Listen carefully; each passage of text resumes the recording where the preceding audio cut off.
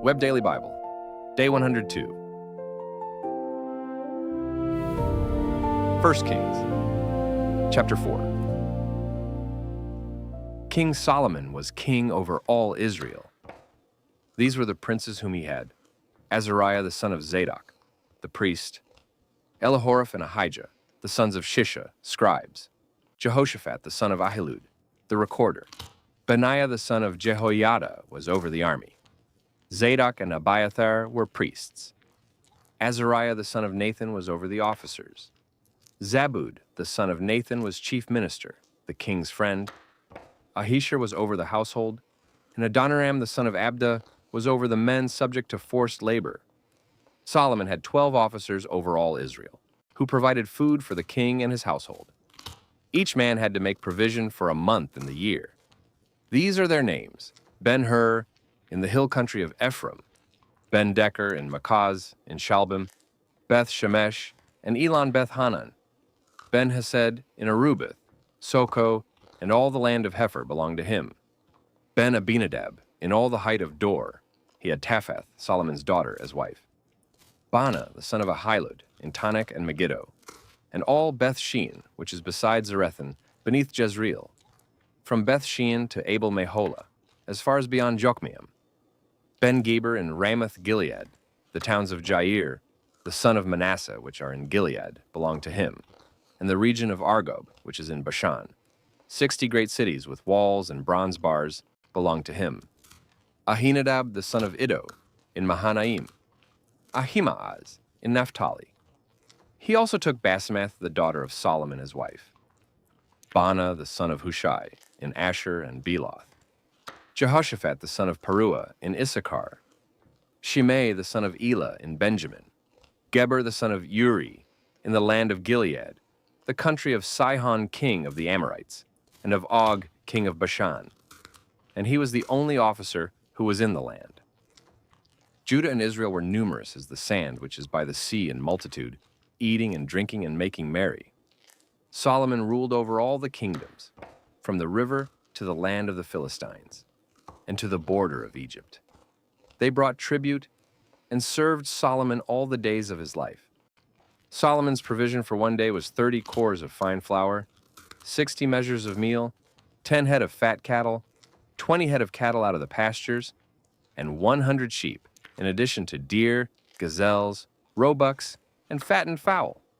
For he had dominion over all on this side of the river, from Tifsa even to Gaza, over all the kings on this side of the river. And he had peace on all sides around him. Judah and Israel lived safely, every man under his vine and under his fig tree, from Dan even to Beersheba, all the days of Solomon. Solomon had 40,000 stalls of horses for his chariots and 12,000 horsemen. Those officers provided food for King Solomon and for all who came to King Solomon's table, every man in his month. They let nothing be lacking. They also brought barley and straw for the horses and swift steeds to the place where the officers were, each man according to his duty. God gave Solomon abundant wisdom, understanding, and breadth of mind, like the sand that is on the seashore. Solomon's wisdom excelled the wisdom of all the children of the East and all the wisdom of Egypt, for he was wiser than all men, wiser than Ethan the Ezrahite, Haman, Calcol, and Darda, the sons of Mahal. And his fame was in all the nations all around. He spoke 3,000 proverbs, and his songs numbered 1,005. He spoke of trees, from the cedar that is in Lebanon, even to the hyssop that grows out of the wall. He also spoke of animals, of birds, of creeping things, and of fish. People of all nations came to hear the wisdom of Solomon, sent by all kings of the earth who had heard of his wisdom. Chapter 5. Hiram king of Tyre sent his servants to Solomon, for he had heard that they had anointed him king in the place of his father, and Hiram had always loved David. Solomon sent to Hiram, saying, "You know that David my father could not build a house for the name of the Lord his God, because of the wars which were around him on every side, until the Lord put his enemies under the soles of his feet. But now the Lord my God has given me rest on every side. There is no enemy and no evil occurrence. Behold, I intend to build a house for the name of the Lord my God, as the Lord spoke to David my father, saying, Your son, whom I will set on your throne in your place, shall build the house for my name. Now therefore command that cedar trees be cut for me out of Lebanon. My servants will be with your servants, and I will give you wages for your servants according to all that you say. For you know that there is nobody among us who knows how to cut timber like the Sidonians. When Hiram heard the words of Solomon, he rejoiced greatly and said, Blessed is the Lord today, who has given to David a wise son to rule over this great people. Hiram sent to Solomon, saying, I have heard the message which you have sent to me. I will do all your desire concerning timber of cedar and concerning cypress timber. My servants will bring them down from Lebanon to the sea. I will make them into rafts to go by sea to the place that you specify to me, and will cause them to be broken up there, and you will receive them. You will accomplish my desire in giving food for my household. So Hiram gave Solomon cedar timber and cypress timber according to all his desire. Solomon gave Hiram 20,000 cores of wheat for food to his household and 20 cores of pure oil. Solomon gave this to Hiram year by year. The Lord gave Solomon wisdom as he promised him. There was peace between Hiram and Solomon, and the two of them made a treaty together. King Solomon raised a levy out of all Israel, and the levy was 30,000 men. He sent them to Lebanon, 10,000 a month by courses. For a month they were in Lebanon and 2 months at home, and Adoniram was over the men subject to forced labor.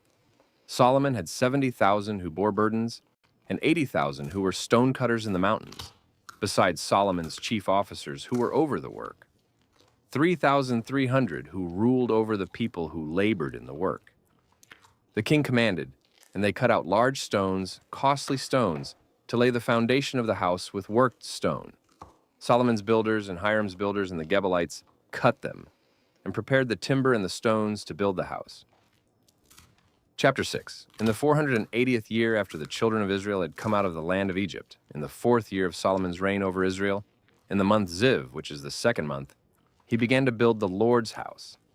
The house which King Solomon built for the Lord had a length of 60 cubits, and its width 20, and its height 30 cubits.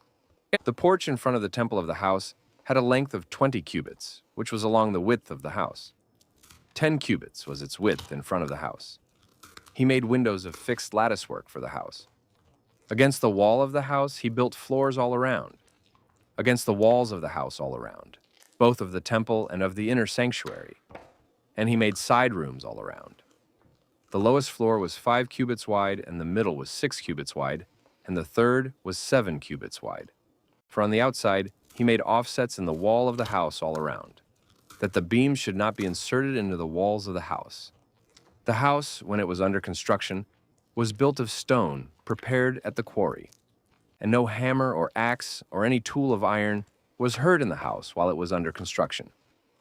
The door for the middle side rooms was in the right side of the house. They went up by winding stairs into the middle floor, and out of the middle into the third. So he built the house and finished it, and he covered the house with beams and planks of cedar. He built the floors all along the house, each 5 cubits high, and they rested on the house with timbers of cedar.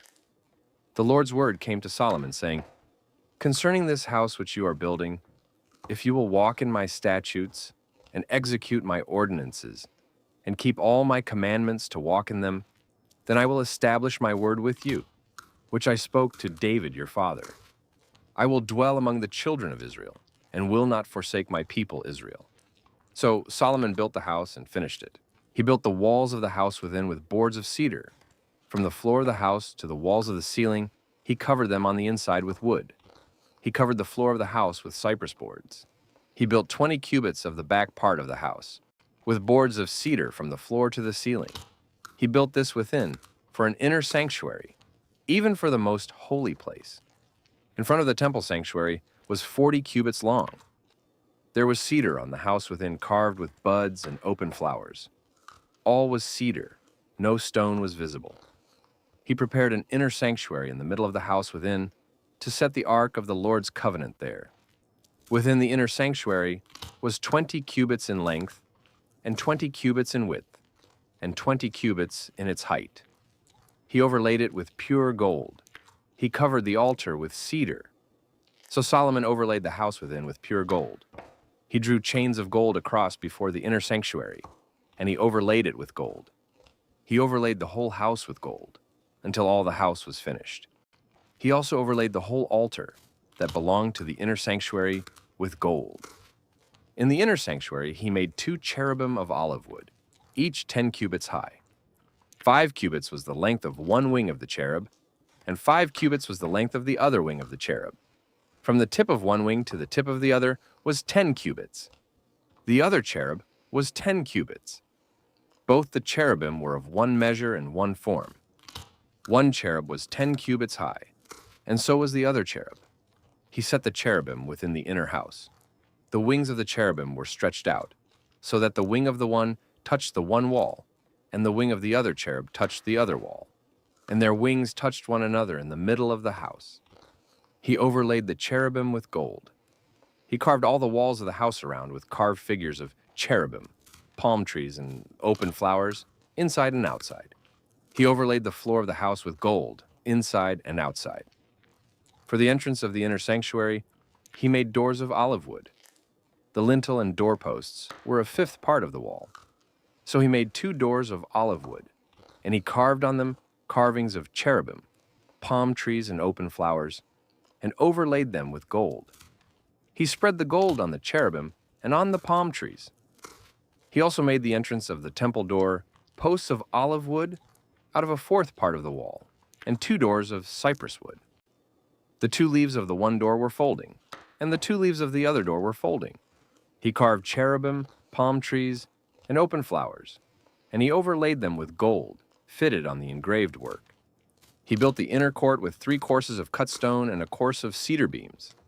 The foundation of the Lord's house was laid in the 4th year, in the month Ziv. In the 11th year, in the month Bul, which is the 8th month, the house was finished throughout all its parts and according to all its specifications. So he spent 7 years building it.